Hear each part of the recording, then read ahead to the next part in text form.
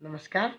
मैं सावित्री चंदेल स्वागत करती हूँ आप सभी का आपके इस YouTube चैनल पर, जिसका नाम है सावित्री चंदेल कविताएं। और इस चैनल में मैं केवल कविताएं नहीं कहती और सुनती, अपनी लिखी हुई कविताएं तो पढ़ती ही हूँ, लेकिन साथ साथ श्री साईं बाबा जी के बारे में, हनुमान जी के बारे में भी चर्चा करती हूँ और कार्तिक मास की कथाएं भी कहती हूँ, अपने अनुभव भी शेयर करती हूँ। तो जो आपकी पसंद की चीज़ें हों वो आप देखिए, और आपको यदि अच्छी लगे तो इसको फिर सब्सक्राइब कर दीजिएगा और लाइक और शेयर तो कर ही देंगे। धन्यवाद। आज मैं आपसे बात करती हूँ अन्नपूर्णा माँ की कथा की। जैसा कि आप सभी जानते हैं, अन्नपूर्णा देवी अन्न और धन का भंडार भरती हैं।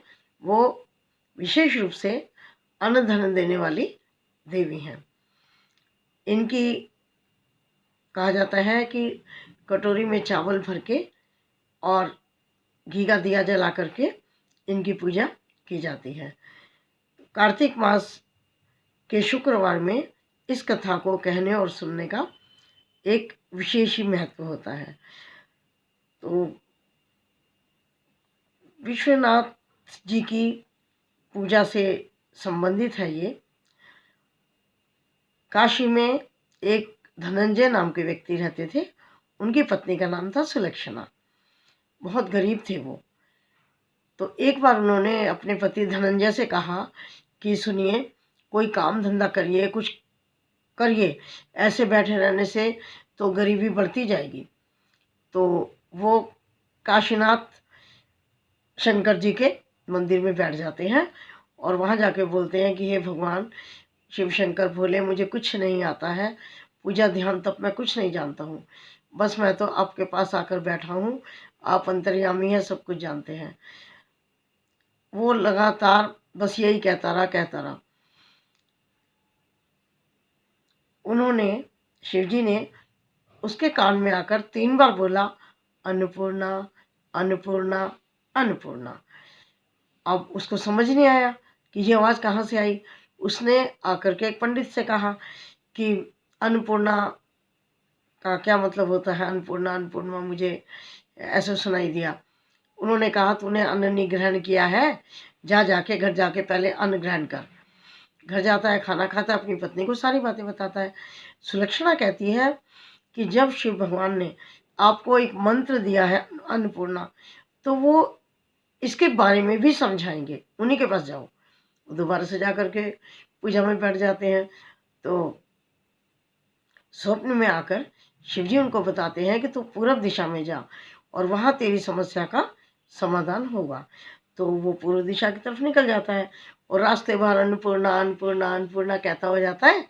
रास्ते से फल लिए, खा लिए, कोई झरने का, नदी का पानी पी लिया, चलता रहा। कई दिनों चलने के बाद उसे एक बहुत सुंदर उपवन चांदी जैसा चमकता हुआ दिखाई देता है। वहाँ कुछ महिलाएं, अप्सराएं बैठी हुई थी, बातें कर रही थी। तो उन्होंने जाके पूछा कि तुम सब क्या कर रही हो। उन्होंने कहा कि हम अन्नपूर्णा माँ की कथा कहते हैं और सुनते हैं, और ये कच्चा सूत है, इसके अंदर 21 गांठें होती हैं, ये हम देते हैं। तो धनंजय ने कहा कि इस व्रत को करने से क्या लाभ होता है, कैसे करते हैं। तो उन्होंने सारा विधि विधान बता दिया।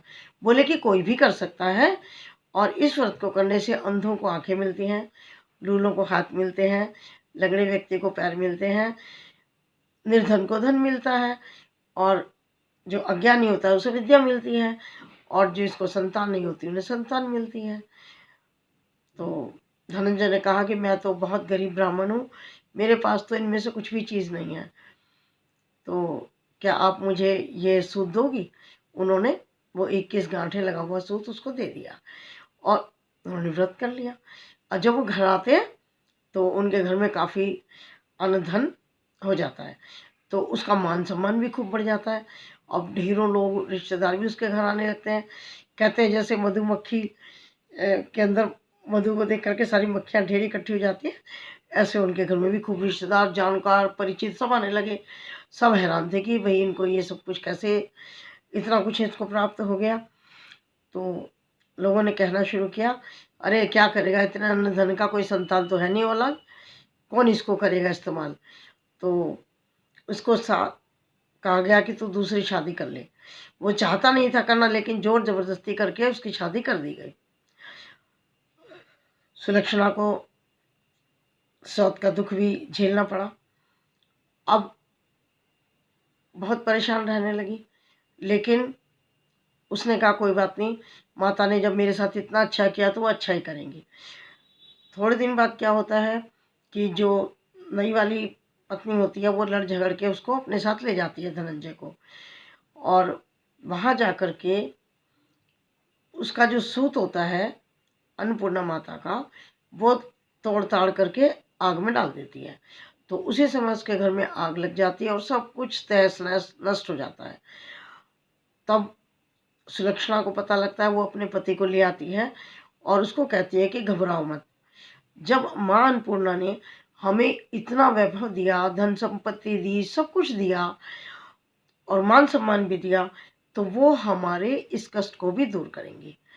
और क्योंकि उन्होंने हमें सब कुछ दिया, इसलिए हमें उनके व्रत को नहीं छोड़ना चाहिए, दोबारा करना चाहिए।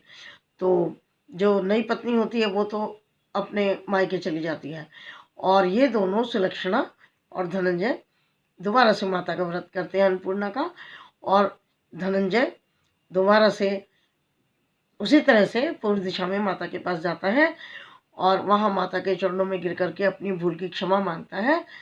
और माँ तो माँ ही होती है ना, तो माता रानी ने क्षमा कर दिया और बोले कि तुम दोनों ने बहुत श्रद्धा से मेरा व्रत किया है, मेरा नियम किया है, इसलिए मैं तुम्हारी पत्नी सुलक्षणा को भी पुत्र देती हूँ। ये कह करके वो आ जाते हैं। वो देखते हैं कि मैं तो फिर से विश्वनाथ काशी के मंदिर में खड़ा हूँ। फिर वो आकर के अपनी पत्नी को सब कुछ बताते हैं, और समय आने पर सुलक्षणा को फिर बेटे की प्राप्ति होती है, और सुलक्षणा, उनका बेटा और धनंजय फिर से खुशी से रहने लगते हैं और सब चीज़ें उसे प्राप्त हो जाती हैं। हे माता अन्नपूर्णा, जैसे तुमने सुलक्षणा और धनंजय को खुशियाँ प्रदान की और सब कुछ भरे भंडार, उसी तरह से सब पर अपनी कृपा करना।